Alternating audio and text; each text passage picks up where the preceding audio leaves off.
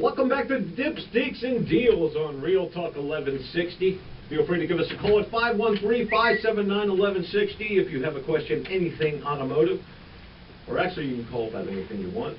We'll give you our advice. It might not be accurate, but hey, you shouldn't have called if you don't want the answer. I'd like to say hi to a couple of my buddies I was supposed to be with this week in Norris Lake. Mike Grimes, Bruce Hodge are down there having a good time without me, and I just want to let them know that the trip should have been postponed, because if I can't go, they shouldn't be having fun either. I think the key there is that they're having a good time without you. Well, that kind of makes the good time not as good, in my opinion. But anyways, just to update you on the Flying Pig Marathon, the female winner that looks like is going to win, because it's not, she hasn't crossed the finish line yet, but is going to be Rachel Bray, I think they said. Rachel Bray. So she should be coming across the finish line here shortly.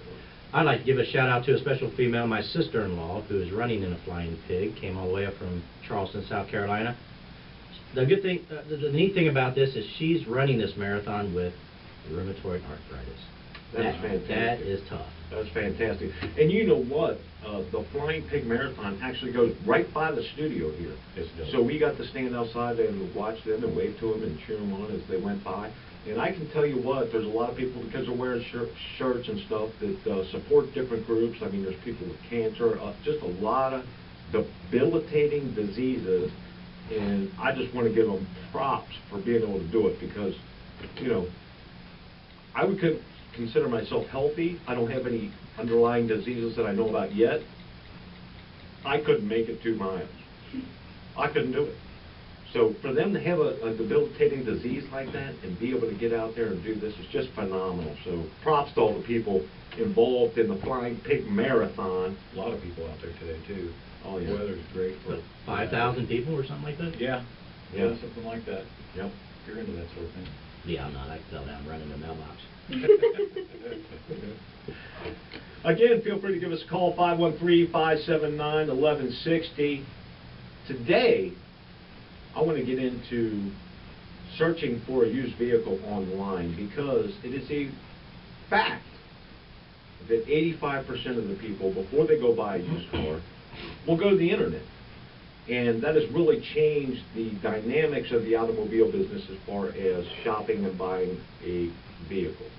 At Rothke Automotive, their reach, they're selling cars from people that are 300 miles away, and they're traveling, passing, I don't know how many dealerships there are between 300 miles and Rothke Automotive, but there's got to be astronomical number.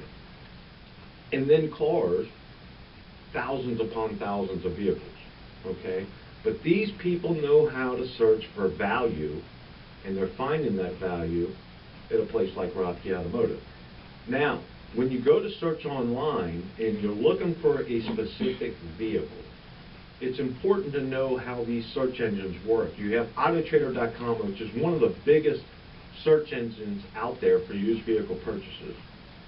And if you put in, for an example, a 2010 Chevrolet Impala, it's going to pull everything up, and of course there's some parameters that you can set as far as how far away from your zip code you want to search to find the best deal. Now, that's one of the key ingredients, is to know how far you're searching, because if you don't adjust that mileage, I think the default on it is like 15 miles or something close to that.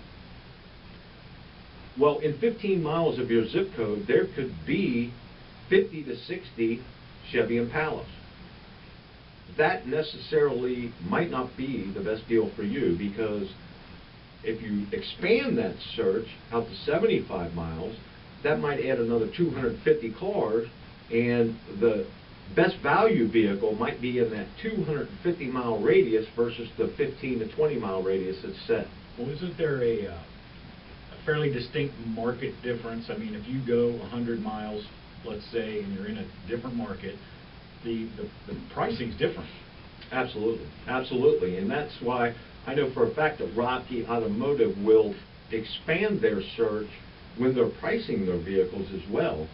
They have a real-time market program which gives them a view of pricing on the internet with a view of 150 miles, which is going to include, of course, the Cincinnati area, Indianapolis, Columbus, Dayton, Lexington, Louisville, and they will, when they go out to purchase their vehicles, they already know ahead of time how the cars are priced in the marketplace for a particular model that covers the entire region. So they won't purchase a car unless they can offer the value in, and that's why they're drawing people from 300 miles away. And what they also do is they will not just buy cars here locally. I mean, they've traveled to West Virginia, Columbus, wherever they have to go, because the market fluctuates in different areas. What a vehicle sells for in Tennessee could be totally different than what a vehicle sells for in Cincinnati. So that has a lot to do with how the pricing structure comes about. And they will find out where these vehicles are, where they're bringing the lowest number, and still getting you the best value, and that's where they go to buy their cars. So, and there's a lot of dealers that don't have the resources to do that. They go to the local auctions to purchase their vehicles, and unfortunately, they have to pay market price for the particular area that they're in. And that's why you see such a great disparity when you look on the internet for a car and see the pricing. One dealer might have, for example, a 2010 Impala with 25,000 miles on it, and have it priced at, this is just an example, priced at $18,900, and you can see another dealer that's 15 miles away that might have that same car with similar miles on it for $19,900 or $20,495.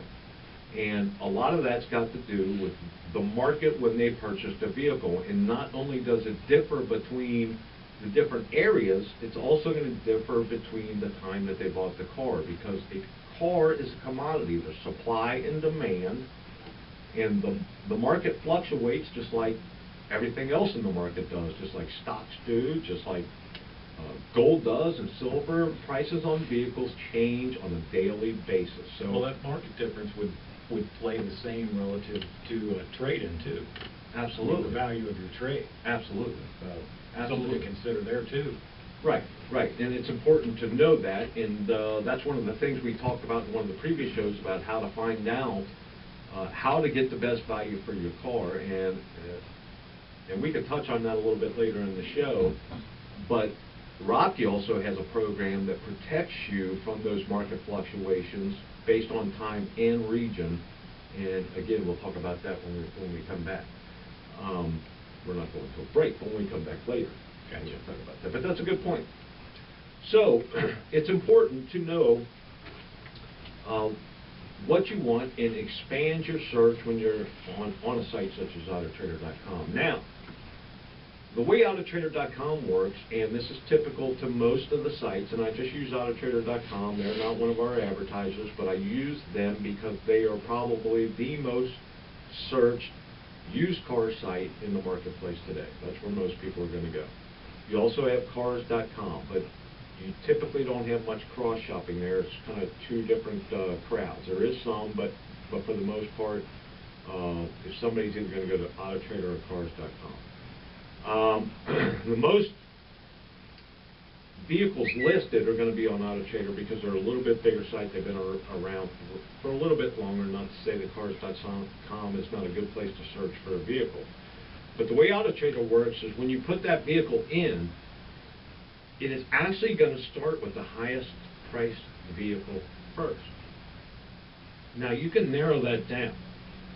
And it's important to realize this, that if it starts with the highest priced car first, if you don't know how to get in there and kind of drill down on your search a little bit, the lowest priced car, especially if you're searching for something as common as an Impala, the 2010 Impala, could be 30 pages away. Well, most people aren't going to search through 30 pages. So you're going to have a hard time. You might go through 3 or 4 pages, and you might run into 2 pages of similarly priced cars and think, you know, this is probably the bottom dollar, when in fact you're nowhere closest to the lowest price. But there's more than just price. There's value versus price. The lowest price isn't always the best deal. And there's a lot of variables that go into determining what value you're getting versus is really the lowest price the car for you. And those are some things we're going to talk about when we come back from this break. You're listening to Dipsticks and Deals with you, me, Jimmy B, in the third wheel on Real Talk 1160.